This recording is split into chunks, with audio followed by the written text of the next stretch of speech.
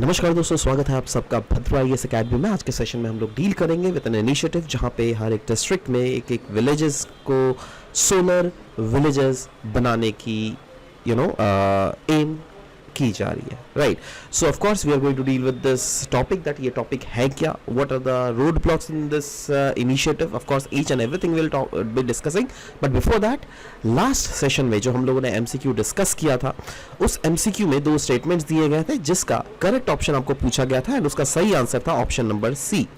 चलिए, आज के भी डिस्कशन के ऊपर मैं आपको एक एमसीक्यू जरूर से दूंगा और मैं चाहता हूं दैट आप लोग सब कोई उस एमसीक्यू का सही ऑप्शन ऑफ कोर्स लिखिएगा। But before that let's start the today's discussion. Assam state government का एम है दैट 1 सोलर पावर्ड विलेजेस हो असम के हर एक 35 डिस्ट्रिक्ट्स में, और उस इनिशिएटिव को पूरा करने के लिए यस अभी से बहुत सारे एक्शंस लिए जा रहे हैं। तो सवाल होता है दैट ये जो असम का इनिशिएटिव है दैट जिसमें हर एक 35 डिस्ट्रिक्ट्स में एक एक विलेजेस को सोलर पावर्ड करना है मिनिमम, है ना, इससे फायदा क्या होने वाला है? इससे फायदा ये होने वाला है दैट ऑफ कोर्स आपको पता होना चाहिए दैट असम में जो है डिमांड पावर का वो बहुत ज्यादा है, बट वहीं पर अगर सप्लाई देख लीजिएगा वो कहीं ना कहीं कम है, ठीक है।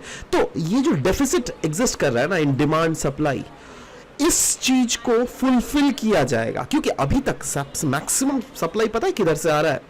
वो ज्यादातर ऑफ कोर्स आपके पावर ग्रिड्स से आ रहा है, और ये पावर ग्रिड्स जो है ज्यादातर नॉन रिन्यूएबल सेक्टर से चलने वाले पावर ग्रिड्स है, राइट। और जो हमारे रीजन का पोटेंशियल है रिन्यूएबल सेक्टर का, उसको एक्सप्लोर किया ही नहीं जा रहा है। इसीलिए बोला जा रहा है दैट अनडाउटेडली इस इनिशिएटिव से जो पावर डेफिसिट है, जो पावर रिक्वायरमेंट है, बट वहीं पे पावर का सप्लाई बिल्कुल कम है, तो उस चीज को तो पूरा ही किया जाएगा, बट साथ ही साथ जो रिन्यूएबल सेक्टर में जो अंडर यूटिलाइज्ड एनर्जी है ना, उसको भी बूस्ट किया जाएगा, और कहीं ना कहीं जो रिलायंस है on the pollution causing fossil fuels वो भी डिक्रीज होगा। क्यों? क्योंकि हम लोग धीरे धीरे स्विच कर जाएंगे to clean energy resources, right. So अब ये जो चीजें इनिशिएटिव लॉन्च किया गया है, ये किसको देखकर किया गया? ऑफ कोर्स सेंट्रल गवर्नमेंट का सोलर विलेज प्रोग्राम। तो सेंट्रल गवर्नमेंट का ये मॉडल सोलर विलेज प्रोग्राम को देखकर ही ऑफ कोर्स ये इनिशिएटिव्स लिया गया, जिसको कहा जा रहा है that it could also transform Assam का एनर्जी सेक्टर। क्योंकि अगर सेंट्रल गवर्नमेंट का मॉडल सोलर प्रोग्राम देख लीजिएगा, उसमें अराउंड जो भी सोलर विलेजेस होते हैं ना, they are eligible for a financial grant of rupees 1 crore by the central government, है ना। और सोलर विलेज प्रोग्राम को सेंट्रल गवर्नमेंट मेक श्योर करती है दैट प्रोमोट किया जाए सोलर एनर्जी डेवलपमेंट आने वाले 15 साल में। सो सवाल ये भी होता है दैट सोलर एनर्जी तो एक रिन्यूएबल एनर्जी है जिसको आप बार बार बार बार इस्तेमाल किया जाएगा, बट वहीं पर अगर आप कोयला से या फिर फॉसिल फ्यूल से एनर्जी को कंज्यूम कर रहे हो, is that renewable energy? No. But वहीं पर सोलर एनर्जी, जी हाँ, it is a renewable source of energy. तो ऑफ कोर्स इसके इन्वायरमेंटल बेनिफिट्स अपने अपने हैं, तो वही बोला गया रिन्यूएबल एनर्जी सोर्सेज जैसे सोलर, दे आर क्लीनर। जी हाँ, ये काफी ज्यादा क्लीन सोर्सेज है।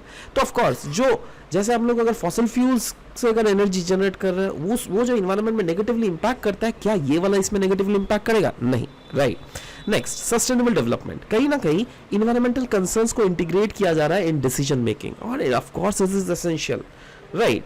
इनफैक्ट अर्बन और रूरल सोलर एक्सपेंशन भी किया जा रहा है, क्योंकि सोलर एनर्जी का नीड हर जगह है, सिर्फ अर्बन रीजन में ही नहीं है, रूरल रीजन में भी। तो ऑफ कोर्स अगर इस टाइप के इनिशिएटिव्स धीरे धीरे लॉन्च किया गया, आज सोचो हर एक डिस्ट्रिक्ट में एक विलेजेस को सोलर विलेज बनाया जा रहा है, कल को ये इनिशिएटिव बढ़ के 5 हो जाएगा, फिर 10 हो जाएगा, तो ऐसे धीरे धीरे बढ़ता रहेगा। तो this will be undoubtedly beneficial for the region to grow. क्योंकि अब देखो ये कहां से सीख रही है असम? ऑफ कोर्स इसका सबसे अच्छा एग्जाम्पल है हमारे देश में एक स्टेट, और वो है गुजरात।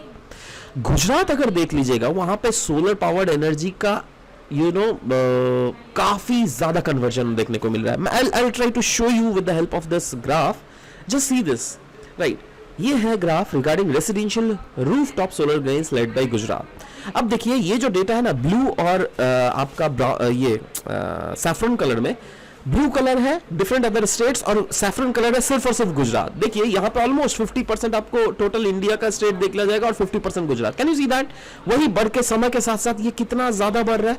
मतलब गुजरात का जो शेयर है in production of energy from these solar power thing that is increasing day by day. तो इसी को देखकर different other states भी सीख पा रही है, राइट. असम का अगर करंट पावर सिनारियो देख लीजिएगा, यस, पीक आवर्स में असम का डिमांड बहुत ज्यादा है, और वहीं पर अगर असम देख लीजिएगा पीक आवर्स में स्ट्रगल करती है for the इनएडिक्वेट power generation capacity, right. क्योंकि ऑफ कोर्स पावर ये सप्लाई ही नहीं कर पाती है, इतना डिमांड है उसके हिसाब से सप्लाई प्रॉपर्ली नहीं है, राइट. और अगर देखो पहले तो ये देखा गया था तो लोअर सुबनसिरी प्रोजेक्ट जो है वहीं से काफी ज्यादा पावर मिलेगा, बट देखो अब ये क्या है ना, ये आपका हाइड्रो इलेक्ट्रिक प्रोजेक्ट है, ये भी अनडाउटेडली एक रिन्यूएबल प्रोजेक्ट है, बट हाइड्रो इलेक्ट्रिक प्रोजेक्ट को गवर्नमेंट उतना ज्यादा प्रमोट क्यों इसलिए नहीं करती है क्योंकि डैम्स को बनाना पड़ता है, डैम्स के बाद आपको वहां पर डैम का पानी जो नीचे गिरता है उससे टरबाइन को घुमाकर अल्टीमेटली इलेक्ट्रिसिटी को प्रोड्यूस करना पड़ता है. बट अगर डैम टूट गया तो फ्लड्स भी आ सकता है, कहीं ना कहीं डैम इंड्यूस्ड अर्थक्वेक्स भी आ सकते हैं, राइट. और ऑफ कोर्स इससे जो है ना रिवर्स की इकोलॉजी पे भी नेगेटिवली इंपैक्ट पड़ता है, इसीलिए ये एक बहुत बड़ा कंस्ट्रेंट है. तो इसीलिए कहीं ना कहीं हम लोग को सोलर रूफटॉप एनर्जी अगर देख लीजिएगा इसको बहुत ही ज़्यादा प्रमोट करने की ज़रूरत है.